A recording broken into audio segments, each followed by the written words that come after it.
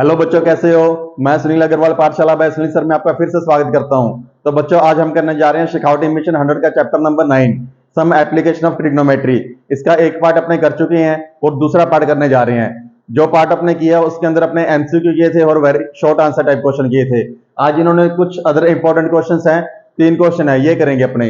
एक एक करके सभी सोल्व करते हैं। तो पहला क्वेश्चन देखो, two poles of equal height are standing opposite each other on either side of an 80 metre wide road. क्या बोला गया है, इसमें अपने पास 2 पोल्स है। डायग्राम बना के मैं आपको दिखा रहा हूं। यहाँ पे डायग्राम बना देते हैं इधर। चलो, अपने पास 2 पोल्स है, एक पोल ये रहा और एक पोल ये रहा। ये अपने पास रोड है, ये वाली रोड है। रोड की जो विड्थ दे रखी है वो दे रखी है 80 मीटर। रोड की जो विड्थ है वो दे रखी है अपने को 80 मीटर, यहां से लेकर यहां तक। और एक पोल तो इस साइड में लगा रखा है और दूसरा पोल इस साइड में लगा रखा है। और दोनों पोल की जो हाइट है वो इक्वल है, means h is equal to h है। ठीक है, दोनों पोल्स की हाइट के अपने पास इक्वल दे रखी है। आगे बोला गया, from a point on the road between the poles the angle of elevation of the top of the poles are 60 degree and 30 degree respectively. आगे ये बोला गया है भी इसी रोड के किसी एक पॉइंट से, मान लो मैंने ये पॉइंट ले लिया, इसी रोड के किसी एक पॉइंट से अगर अपने इनको पोल का एंगल ऑफ एलिवेशन देखेंगे, अगर इन पोल को देखेंगे तो एक तो एंगल बना रहा है 30 डिग्री का और दूसरा पोल एंगल बना रहा है 60 डिग्री का। एक पोल एंगल बना रहा है 30 डिग्री का और दूसरा पोल एंगल बना रहा है 60 डिग्री का। आगे बोला find the height of the poles. तो अपने को पोल्स की हाइट फाइंड करनी है।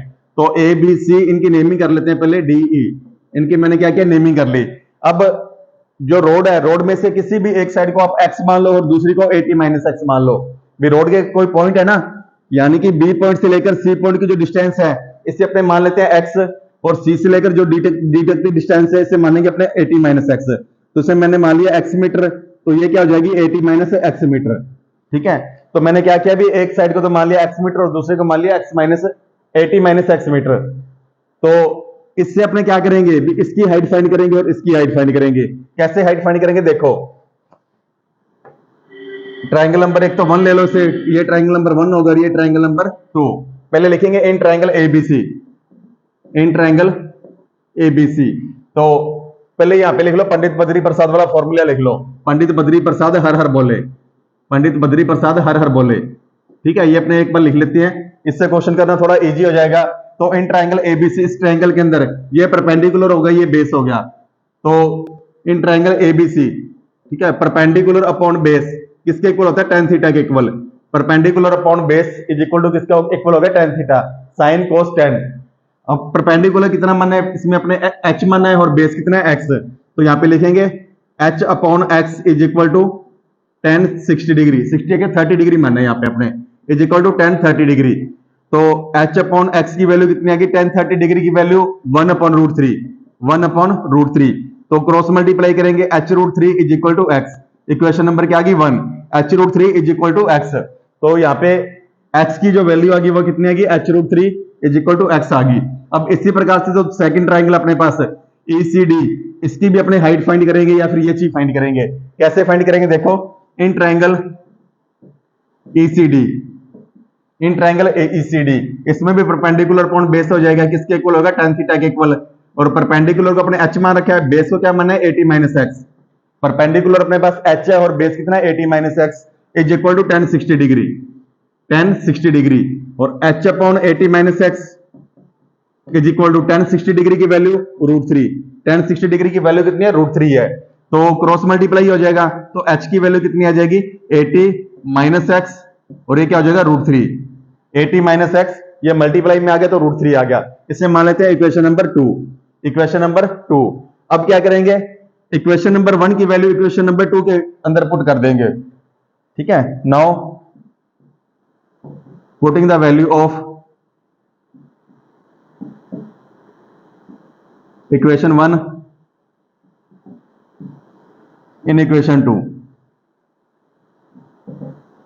अब क्या करेंगे, इक्वेशन 1 की वैल्यू इक्वेशन 2 के अंदर पुट कर देंगे। इसके अपने यहां पे सोल्व करेंगे अब। ठीक है, क्या था अपने पास, h is equal to 80 minus x root 3। ठीक है, और यहाँ पे x की वैल्यू कितनी है, देखो h रूट 3। तो मैं क्या करूंगा, h is equal to 80 minus x की जगह पे क्या लिखूंगा, h रूट 3, h रूट 3। और ये कि अपने पास रूट 3 है।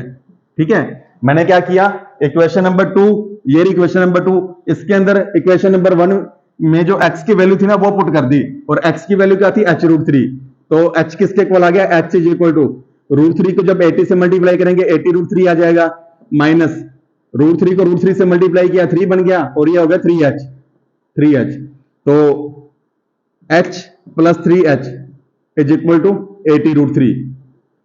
ये वाला जो 3h है अगर इसे लेफ्ट साइड में लेके आएंगे तो क्या होगा, पॉजिटिव प्लस का हो जाएगा, तो h तो यहाँ पे था, 3h ये हो गया, तो कितना आ गया 4h की वैल्यू कितनी आ गई 80√3।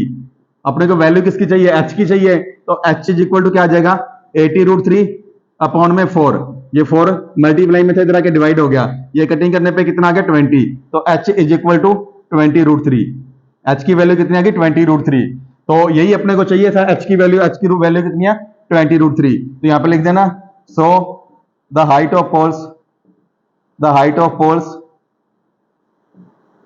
are 20√3 मीटर, ठीक है 20√3 मीटर, ये फाइनल आंसर आ गया अपना। तो क्वेश्चन नंबर फर्स्ट अपना पूरे का पूरा कंप्लीट हो गया यहाँ पे। तो चलिए बच्चे अब देखते हैं question number second. Question number second क्या देखो, the shadow of a tower standing on a level ground is found to be 40 metre longer when the sun's altitude decreases from 60 degree to 30 degree, find the height of tower. Diagram बना के समझा रहा हूं, इसमें क्या बोला गया है, अपने पास एक टावर है, टावर की शैडो बन रही है ग्राउंड के ऊपर, एक टावर है, इस टावर की शैडो ग्राउंड के ऊपर बन रही है, ये अपने पास टावर, ठीक है, टावर की हाइट अपने को h मान लेते हैं क्योंकि दे नहीं रखी, और इसकी शैडो बन रही है ग्राउंड के ऊपर। ये बोला गया भी जब सन का जो एंगल था 60 डिग्री, और उसके बाद जो सन का एंगल हो गया अपने पास 30 डिग्री, एंगल जब डिक्रीज होगा ना 30 डिग्री से 60 डिग्री से 30 डिग्री, तो जो शैडो थी, शैडो की लेंथ बन गई 40 मीटर। भी मान लो पहले शैडो यहां से लेकर यहां तक थी, तो इसकी जो लेंथ थी मान लो x मीटर मान लिया मैंने, तो अब शैडो, पूरी शैडो कहां से लेकर कहां तक होगी, यहां से लेकर यहां तक होगी, ठीक है, तो ये कितनी होगी x प्लस 40 मीटर।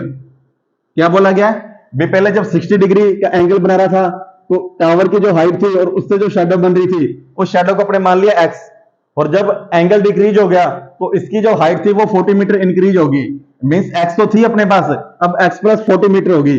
तो अपने को ये फाइंड करना है भी टावर की हाइट कितनी है। कैसे फाइंड करेंगे देखो, तो पहले इसकी नेमिंग कर लो, ए बी सी डी। अब दो ट्रायंगल बन रहे हैं, एक तो ABC एक ABD, दो ट्रायंगल बन रहे हैं, तो पहले ट्रायंगल ABC, इन ट्रायंगल, तो यहाँ पे पंडित बद्री प्रसाद भी लिख लेते हैं, पंडित बद्री प्रसाद हर बोले, ये भी अपने पहले लिख ही लेते हैं, ठीक है। तो पहले triangle ABC, in triangle ABC perpendicular upon hypotenuse is equal to tan theta, और परपेंडिकुलर को अपने क्या मानना है, h मानना है, और perpendicular upon base, perpendicular upon base is equal to tan theta, और बेस को क्या मानना है x मीटर। तो यहां पे लिखेंगे h upon x is equal to tan 60 degree, angle 60 degree का ना यहाँ पे देखो, तो h upon x is equal to √3, तो h की वैल्यू क्या आ जाएगी x√3 मीटर, h की वैल्यू क्या आ गई x√3, ये आ गई इक्वेशन नंबर 1। अब इसी प्रकार से इक्वेशन नंबर 2 बनाएंगे अपने कैसे, बड़े वाले ट्रायंगल से, ट्रायंगल ABD से, ठीक है। अब यहां पे लिख देंगे इन ट्रायंगल ABD,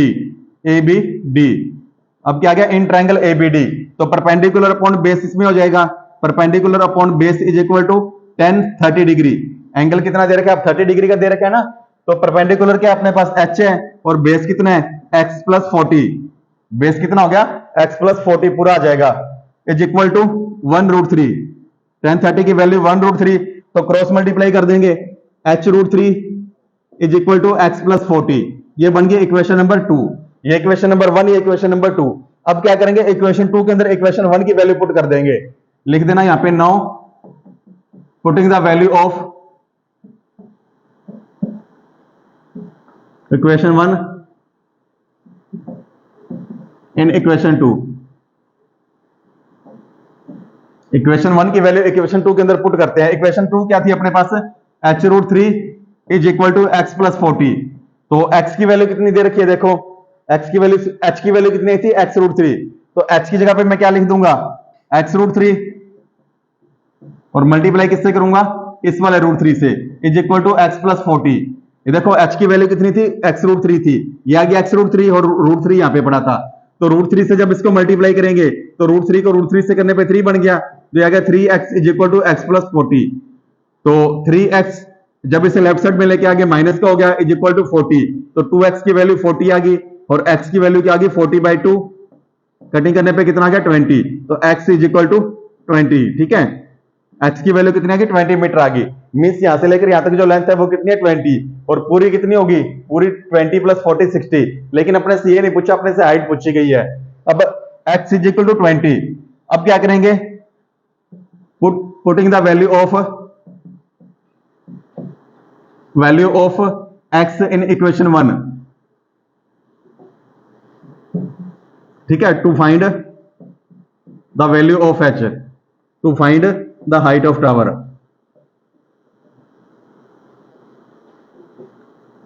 क्या किया अपने भी, x की वैल्यू है ना जो, उसे इक्वेशन नंबर 1 के अंदर पुट कर देंगे, जिससे अपने को टावर की हाइट पता लग जाएगी। और इक्वेशन नंबर 1 क्या थी, h is equal to x√3, और x की वैल्यू कितनी है 20, तो h कितना आ जाएगा, h is equal to 20√3 metre. ये क्या आ गया, इसका फाइनल आंसर आ गया। तो टावर की जो हाइट है वो कितनी आ गई 20√3 मीटर, ये फाइनल आंसर आ गया। तो क्वेश्चन नंबर 2 भी अपना कंप्लीट हो गया। तो चलिए बच्चों अब देखते हैं क्वेश्चन नंबर 3। क्वेश्चन नंबर 3 क्या देखो, from the top of a 75 metre high lighthouse above the sea level, the angle of depression of two ships are observed to be 45 degree and 60 degree. If one ship is exactly behind the other on the same side of the lighthouse, find the distance between the two ships. क्या बोला गया, एक diagram बना के समझा रहा हूं मैं आपको। भी मान लो ये अपने पास क्या, एक लाइट हाउस है, ये क्या है लाइट हाउस, ये अपने पास लाइट हाउस है। ठीक है, और इसकी जो हाइट दे रखी है 75 मीटर दे रखी है, 75 मीटर। अगर ऊपर से खड़े होकर अपने देखते हैं ना, तो दो शिप्स आ रही है समुद्र के अंदर, एक शिप मान लो यहां पे है, ठीक है, और दूसरी शिप मान लो यहां पे है, एक शिप यहां पे और दूसरी शिप यहां पे है। यहां से जब देखते हैं तो एंगल ऑफ डिप्रेशन, जो एंगल ऑफ डिप्रेशन बन रहा है वो बन रहा है 60 डिग्री का और 45 डिग्री का। कितना बन रहा है, 60 डिग्री और 45 डिग्री का। कहने का मतलब ये है अभी ये वाला जो एंगल बन रहा है अपने पास, ये बन रहा है 60 डिग्री का, ये वाला एंगल 60 डिग्री का, और ये वाला जो एंगल बन रहा है वो बन रहा है 45 डिग्री का। ठीक है, ये 60 डिग्री का बनेगा एंगल और ये वाला 45 डिग्री का। अब देखो ये 60 डिग्री का, ये जेड किससे बना रहा है, इस साइड से। अगर वो 60 डिग्री है तो ये भी कितना हो जाएगा 60 डिग्री, और अगर ये 45 डिग्री है, ये जेड किससे बना रहा है, इससे, तो ये भी कितने डिग्री का हो जाएगा 45 डिग्री का। ठीक है, क्या बोला मैंने, एक बार दोबारा सुन लो। 75 मीटर अपने पास हाइट लाइट हाउस है। जब अपने लाइट हाउस के ऊपर से देखते हैं तो दो शिप्स आ रही है, शिप नंबर 1 और शिप नंबर 2। ठीक है, दो शिप्स आ रही है, और शिप नंबर 1 का जो एंगल बन रहा है 60 डिग्री का, और शिप 2 का जो एंगल बन रहा है 45 डिग्री का। अब आगे ये बताना है, if one ship is exactly behind the other, यानी कि जो एक शिप है इसके जस्ट पीछे है, तो दोनों शिप के बीच में जो डिस्टेंस है अपने को वो बतानी है। दोनों शिप्स के बीच में जो डिस्टेंस है, तो पहले इसकी नेमिंग कर लो, A B C D, A B C D. ठीक है, तो कैसे निकालेंगे, अपने दोनों शिप्स के बीच में डिस्टेंस बताना है, तो बीडी की डिस्टेंस में से अपने बीसी की डिस्टेंस माइनस कर देंगे। मान लो बीडी की डिस्टेंस मान लो 100 मीटर आ गई, बीडी की डिस्टेंस मान लो 100 मीटर है, और इसकी जो बीसी की डिस्टेंस है वो मान लो 70 मीटर आ गई, तो अपने क्या करेंगे 100 मीटर में से 70 मीटर माइनस कर देंगे, इसकी डिस्टेंस आ जाएगी। लेकिन अपने को एग्जैक्टली क्या करना है, भी पूरी में से ये अपने को माइनस करना है। अपने पास 170 नहीं है, निकालेंगे अपने वैल्यू कितनी कितनी है, तो क्या करेंगे बीडी में से बीसी माइनस कर देंगे। तो सबसे पहले अपने इस ट्रायंगल की डिस्टेंस निकाल लेंगे, फिर इस ट्रायंगल की डिस्टेंस निकाल लेंगे। तो लिखेंगे in triangle ABC, in triangle ABC, ये परपेंडिकुलर हो गया, ये बेस हो गया, perpendicular upon base is equal to tan theta. Perpendicular कितना अपने पास 75, और बेस अपने बीसी ही मान लो, base is equal to BC is equal to tan 60 डिग्री। तो 75 upon BC is equal to tan 60 की वैल्यू कितनी थी, √3, तो BC √3 is equal to 75 metre. ठीक है, तो BC की वैल्यू चलो यहीं पे छोड़ दो, इसे मान लो इक्वेशन नंबर 1 मान लिया मैंने, इसे क्या मान लिया, इक्वेशन आगे कर लो। तो BC की वैल्यू निकाल लो, चलो BC is equal to 75 upon में √3, ये होगी इक्वेशन नंबर 1। इक्वेशन नंबर 1, अब क्या करेंगे, अपने ये बड़े वाला ट्रायंगल ले लेंगे ABD, इन ट्रायंगल ABD। अब ट्रायंगल बड़े वाला ले लिया, इसमें perpendicular upon base, perpendicular upon base is equal to tan कितने डिग्री है यहाँ पे 45 डिग्री, tan 45 डिग्री, 45, हाँ 45 था, तो परपेंडिकुलर दे रखा है 75 और बेस कितना है अपने पास, बेस दे रखा है BD इज इक्वल टू 1, तो BD इज इक्वल टू 75। जो पूरी जो लेंथ आ गई वो कितनी आ गई अपने पास, 75 मीटर आ गई। ठीक है, तो अब क्या करेंगे, पूरी लेंथ में से इसको अपने माइनस कर देंगे, पूरी लेंथ में से इसको माइनस कर देंगे, तो क्या लिखेंगे, to find distance between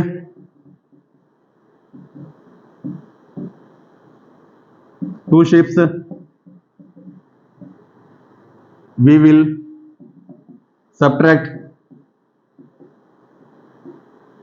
BC from BD। क्या करेंगे, अपने दोनों शिप्स के बीच में अगर डिस्टेंस फाइंड करनी है तो BC सबट्रैक्ट कर देंगे किसमें से, BD में से। अब BD कितना दे रखा है 75, BD माइनस BC, तो 75 माइनस 75 अपॉन में √3, यही करेंगे अपने 75 माइनस 75 अपॉन में √3। ठीक है, तो इनका एलसीएम लेंगे, एलसीएम कितना आ जाएगा, √3 आ गया, तो ये कितना बन गया 75 √3 माइनस 75, ये बन गया 75 √3 माइनस 75। ठीक है, तो अब इन दोनों में से अपने को कॉमन ले लेंगे, अपने कॉमन क्या आ जाएगा, 75 कॉमन आ जाएगा। या एक काम करते हैं, तो √3 नीचे है ना, तो इसको पहले रेशनलाइज कर देते हैं, √3 को खत्म कर दो, इसे रेशनलाइज कर दो। तो मैंने क्या किया, √3 से ऊपर नीचे मल्टीप्लाई कर दिया, ऊपर नीचे मल्टीप्लाई करने से क्या हुआ, ये 75 √3 था, तो √3 को √3 से मल्टीप्लाई किया 3 बन गया, 75 मल्टीप्लाई 3 225 हो गया ये, तो यहाँ पे 225 माइनस ये 75 को √3 से मल्टीप्लाई करेंगे 75 √3 अपॉन में √3 को जब √3 से मल्टीप्लाई करेंगे कितना आ जाएगा, 3 आ जाएगा। अब इन दोनों में से कॉमन ले लो, दोनों में कॉमन क्या आ जाएगा, 75 कॉमन आ जाएगा, तो यहाँ पे क्या बच गया 3 और यहाँ पे क्या बच गया √3 अपॉन में 3, और इससे ये कटिंग कर दो कितना आ गया 25, कटिंग करने पे क्या आ गया 25, तो इज इक्वल टू आंसर क्या आ गया 25 3 minus √3, 25 3 minus √3।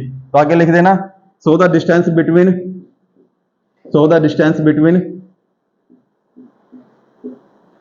two ships are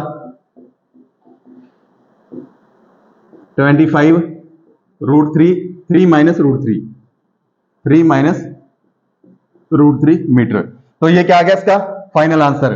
तो क्वेश्चन नंबर 3 भी अपना कंप्लीट हो गया, और इसी के साथ साथ अपना चैप्टर नंबर 9 शेखावटी मिशन 100 का सम एप्लीकेशन ऑफ ट्रिग्नोमेट्री वो भी कंप्लीट हो गया। अगर बच्चों फिर भी अगर आपको कोई डाउट है तो आप हमें कमेंट कर देना, आपको उसका सोल्यूशन मिल जाएगा। अदरवाइज बच्चों आप हमें सपोर्ट करें, हमारे चैनल को लाइक करें, शेयर करें और सब्सक्राइब करें। थैंक यू बच्चों।